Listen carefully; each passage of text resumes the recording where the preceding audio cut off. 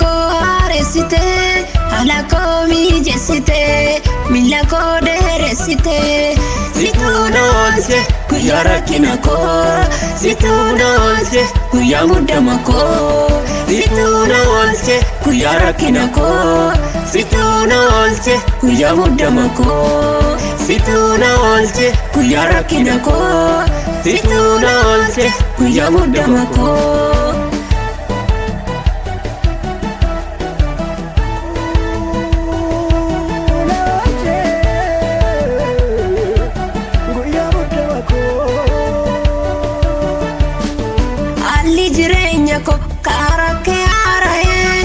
Waan baay'ee naaf lolte si gara koo ta'e seenaa biraan qabu anjaju kee malee isa na goomatu siitu narraa lole.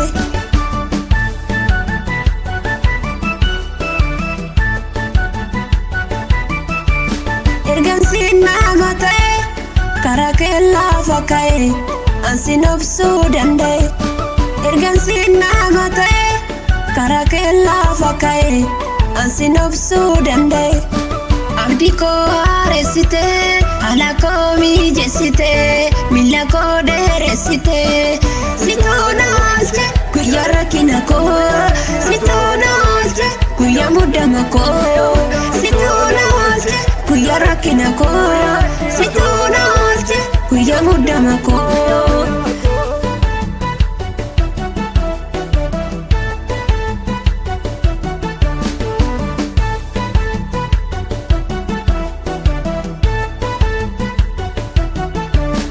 Na jallattee na fidde iddoo ulfinaa kanatti jecha keetiin tumsite na baaftee ta'uun duratti fira firoota caaloo asi malee ni ilaalu eenyutu si madalu.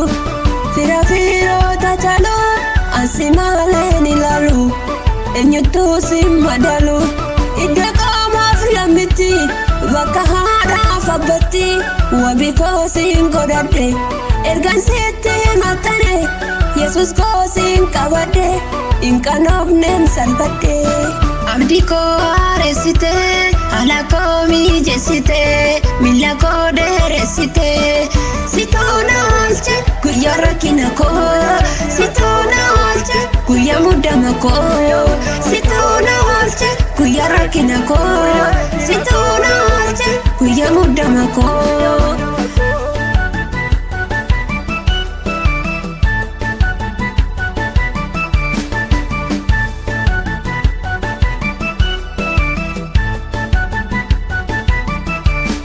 Na jallattee na fidde iddoo ulfinaa kanatti jecha keetiin tumsite na baaftee ta'uun duratti fira firoota caaloo asi malee ni ilaalu eenyutu si madalu.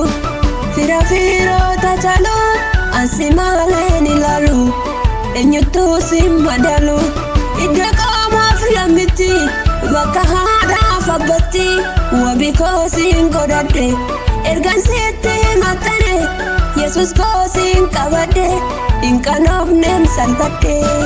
Situu na oolche guyyaa rakkina koo situu na oolche guyyaa muddama koo situu na oolche guyyaa rakkina koo situu na oolche guyyaa muddama koo guyyaa rakkina koo guyyaa muddama koo.